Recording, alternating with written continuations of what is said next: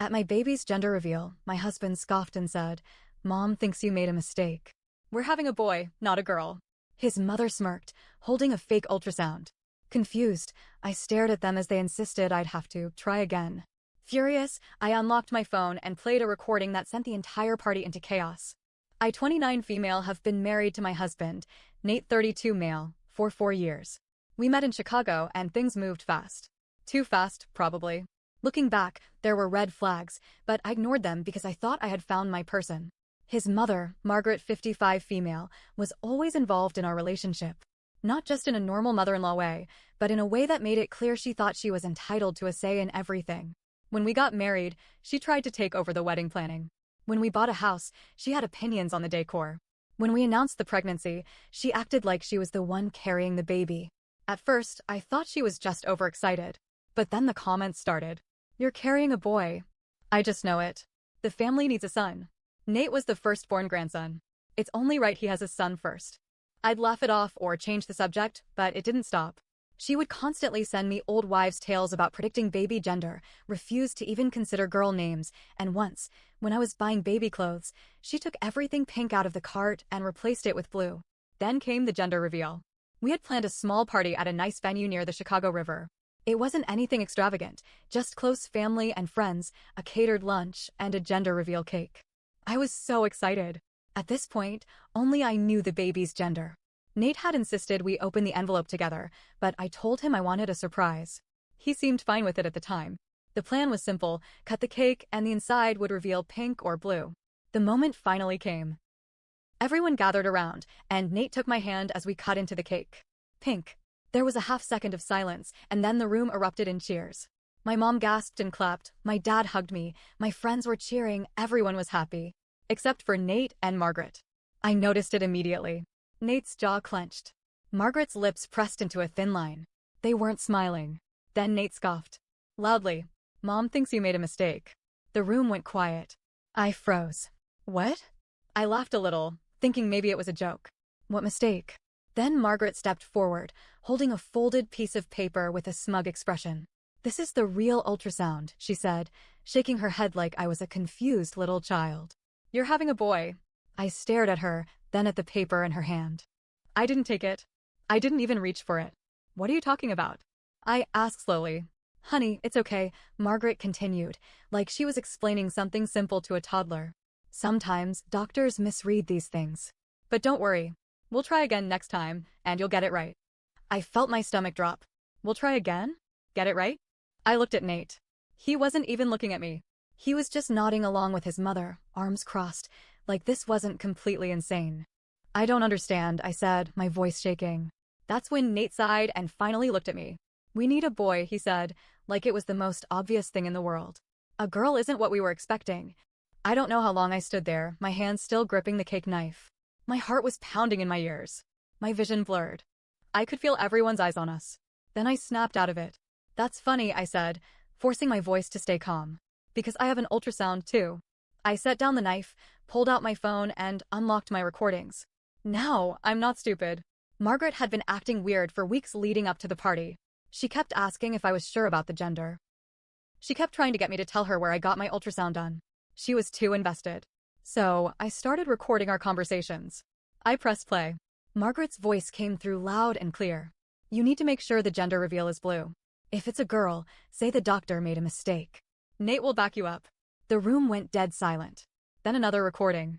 This time, Nate's voice. "Yeah, Mom, don't worry. If it's a girl, we'll tell her she read it wrong and do a new one. You could have her to pin drop." Then, chaos. My dad lost it. My mom's face went white. My best friend, Jenna, who was filming the whole thing, gasped so loud I thought she'd choke. And Nate? He panicked. "Babe, wait," I held up a hand. "No, you don't get to talk." Margaret, still holding the fake ultrasound, looked like she had seen a ghost. I turned back to the guests. They faked an ultrasound. They planned this. They wanted to gaslight me into thinking my baby's gender was wrong so I would try again for a boy. Gasps. More whispers. Someone said, "Are you serious?" Margaret actually tried to deny it. "This is ridiculous. I was just trying to help. You don't understand how important it is for our family to have a son." I laughed. I actually laughed. "Well, Margaret," I said, I don't care what's important to your family. Because guess what? This baby? She's mine. And you? You're done. Nate took a step closer, trying to grab my arm. Please, babe, let's just talk. I pulled away. I looked at him, really looked at him, and suddenly everything was so clear. This wasn't just about the gender reveal. This was about control. About him and his mother thinking they had a right to make decisions about my body, my child, my life. And I was done. I looked at Margaret, then at Nate, then at the entire room of people who had just witnessed the biggest mistake of their lives. You want to try again for a boy? I said, my voice cold. You go ahead. But it won't be with me. Nate's face drained of color. The weight of what I'd just said settled over the entire room. A few people gasped. Others just looked back and forth between me, Nate, and Margaret like they were watching a slow-motion car crash. Margaret recovered first. Of course, she did. You're being emotional, she snapped, straightening her spine like a scolding schoolteacher. You're making a scene over nothing. Nothing? I let out a sharp laugh, shaking my head. Nothing? You and your son faked an ultrasound. You tried to gaslight me into thinking my own child didn't exist the way she is. And that's nothing? Nate tried again, his hands reaching for me, his voice softer now, coaxing. Babe, I stepped back. Don't touch me. Margaret scoffed. Enough of this. Just give me the real ultrasound, and we'll settle this right now. I turned to look at her, stunned. Did she really think she still had control here? You think I owe you proof? I said, my voice low. You think I need to convince you that my daughter is real? Margaret opened her mouth, but I wasn't done. You don't get a say. You don't get to decide what my child is, and you sure as hell don't get to be part of her life. Silence. Then Margaret's mask cracked. That's ridiculous. Nate, talk to her. Nate was frozen, his lips slightly parted, like his brain was still trying to catch up.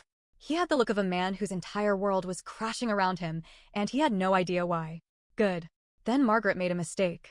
A big mistake. She turned to my mother. Can you please talk some sense into your daughter? You don't want your grandchild growing up without a father, do you? My mother, who had been eerily quiet this whole time, took a slow step forward. My granddaughter will be just fine, she said in a dangerously calm voice. But you. She tilted her head. You just made sure you'll never see her. Boom. Margaret reeled back like she'd been slapped. You can't do that. Watch me, I shot back. Then, before anyone could respond, someone else spoke up. Isn't that fraud? The voice came from Nate's own cousin, Jake, a guy I'd always thought was kind of an ass, but right now, he was my favorite person in the room. Margaret whirled around. Excuse me? The fake ultrasound, Jake said, gesturing toward the paper still clutched in her hand. That's fraud, right? Like, legally? Whispers broke out across the room. A few guests moved away from Margaret and Nate like they didn't want to be associated with whatever this was turning into. Nate finally seemed to snap out of his haze. Mom, he hissed under his breath, just stop talking. Margaret ignored him. It's not fraud. It was a joke. A harmless joke. Someone scoffed. Jenna, my best friend, muttered, that's some next-level crazy. And then, because this wasn't dramatic enough, Margaret tried one last thing. She lunged for my phone. Yes! In front of a room full of witnesses, she tried to grab my phone. I yanked it back, stumbling slightly as she grabbed at my wrist. A couple of guests gasped. My dad stepped forward instantly, but he didn't need to. Because someone else was faster. Jake. He physically stepped between us, holding up both hands. Are you insane? He snapped at Margaret. You seriously just tried to snatch her phone? What is wrong with you? Margaret flushed bright red. But Jake was done. You faked a medical document. You tried to gaslight your own daughter-in-law. And now you're getting physical? He let out a low whistle. Damn, Aunt Margaret. You lost it. The energy shifted. People started grabbing their things. Chairs scraped against the floor. Conversations broke out. A few of Nate's own family members started leaving. Margaret saw it. She felt the shift. And she panicked. You're all overreacting, she shrieked. No one listened. Then she turned to Nate. Do something. But Nate? Nate was still standing there, frozen, his mouth half open like he couldn't believe this was happening. Then his father, who had been quiet this whole time, spoke. Give it up, Margaret, he said, his voice heavy with exhaustion. You just destroyed any chance you had of being in this child's life. I swear, I saw something break in her expression. Then she turned on me. You did this, she hissed. You poisoned my son against me. You ruined everything. I just smiled. No, Margaret, I said softly. You did that all on your own. And with that, I turned on my heel, grabbed my purse, and walked straight out the door. Behind me, chaos erupted. I stepped outside, my chest rising and falling with heavy breaths. The warm Chicago air hit my skin, but I barely felt it. My mind was racing, my body still trembling with adrenaline.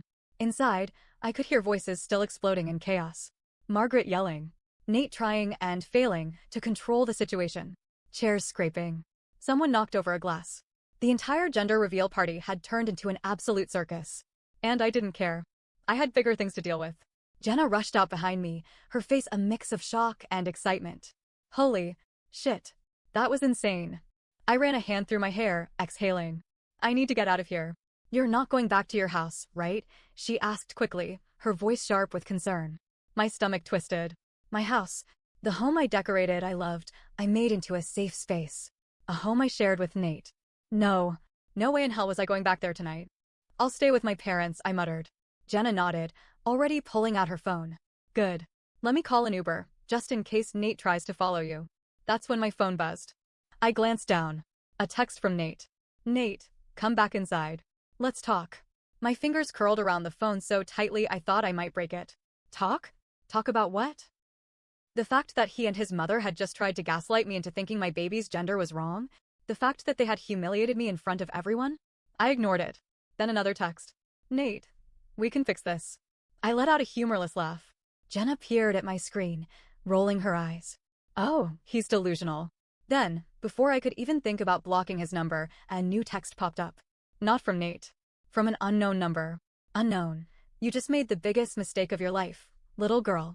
You think you can take my grandchild away from me? You have no idea what I'm capable of. Margaret.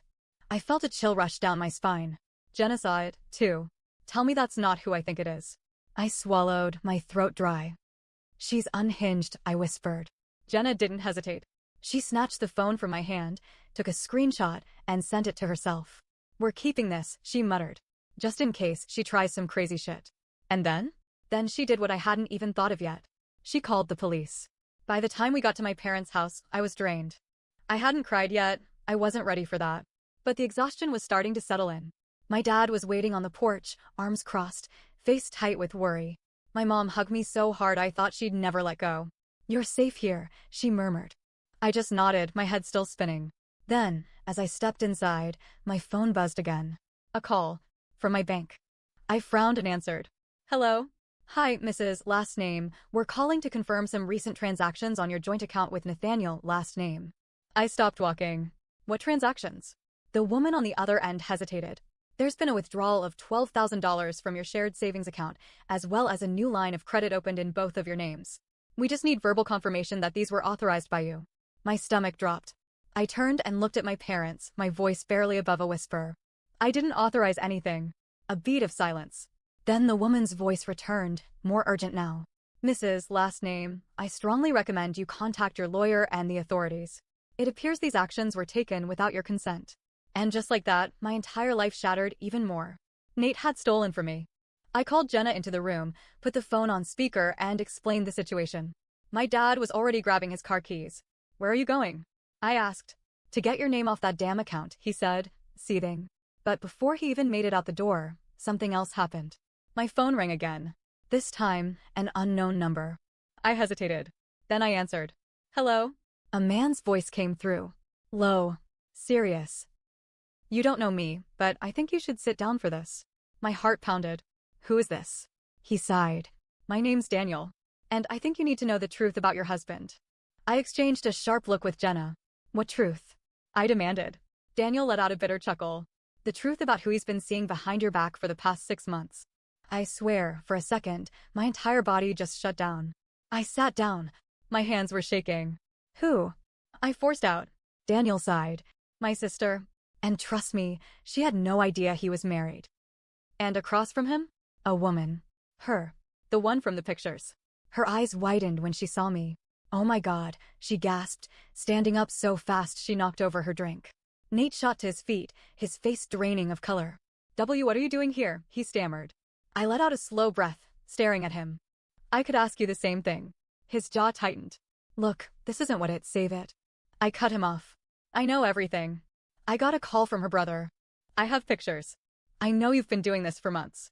The woman, let's call her Ashley, because I honestly didn't care about her real name, looked horrified. Wait. She's your wife, she whispered. Nate didn't answer. And that? That was all she needed to know. She turned on him, eyes blazing. You told me you were divorced. I actually laughed. Oh, sweetheart, he didn't just lie about that. He also emptied our savings account and committed bank fraud in my name. Ashley staggered back. You what? Nate swallowed hard, running a hand through his hair. He was unraveling fast.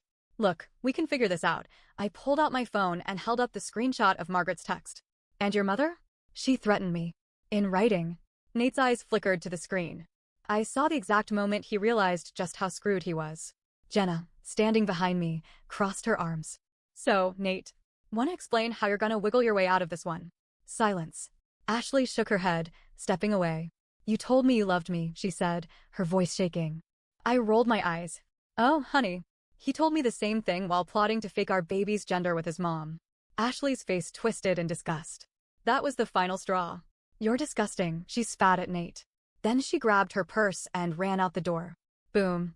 One problem solved. But now? Now, it was just me and him. Nate turned to me, his face hardening. Okay, you made your point. Now let's sit down and you don't get to tell me what to do anymore. I took a step closer, my heart pounding but my voice steady. You and your mother tried to erase my daughter before she was even born. You stole money from me. You cheated on me. And you honestly thought I wouldn't find out. His hands curled into fists. You're overreacting. That did it. I snapped. Overreacting. My voice rose. Overreacting? You gaslit me. You stole from me. You tried to control my pregnancy. You lied to me for months. Nate's jaw clenched. You're making a mistake. You think you can just walk away? Do you know how hard it'll be as a single mom? I smiled. I actually smiled. Oh, Nate. I stepped forward, my voice almost gentle. You think I'm leaving with nothing? I reached into my bag and pulled out the folder. The divorce papers. Already drafted. Already notarized. Already set in motion. Nate stared at them. Surprise, I said, throwing them on the coffee table. He grabbed them, flipping through the pages. You can't be serious. Oh, I'm dead serious. Then? The final blow. I also froze the accounts. Moved everything under my name. You won't see a single penny of what's left. His face turned red. You can't. I already did. His breathing turned erratic. You're ruining my life. I let out a humorless laugh. You did that all by yourself. Then, before he could say another word, before he could try to manipulate me one last time, I turned and walked out. I didn't look back. It took a few weeks for everything to fully unravel. Margaret tried calling me dozens of times. She left angry voicemails, ranging from insults to fake apologies to outright threats. Then, she tried showing up at my parents' house. Big mistake. My dad had already filed a police report about her threatening text. So when she showed up, trying to barge into the house screaming about how I was stealing her grandchild, she got arrested for trespassing. As for Nate, he fought me hard in the divorce. But between the bank fraud, the cheating, and the police report against his mother, the judge didn't have much sympathy for him. I got full custody. Nate got nothing. And the best part? I never had to see him or Margaret again. Now, I look at my daughter, my beautiful, perfect baby girl, and I thank God every day that I got away from those people. She will never grow up thinking she's less because she's not a boy. She will never have to deal with her father and grandmother treating her like a mistake. And me? I am finally free.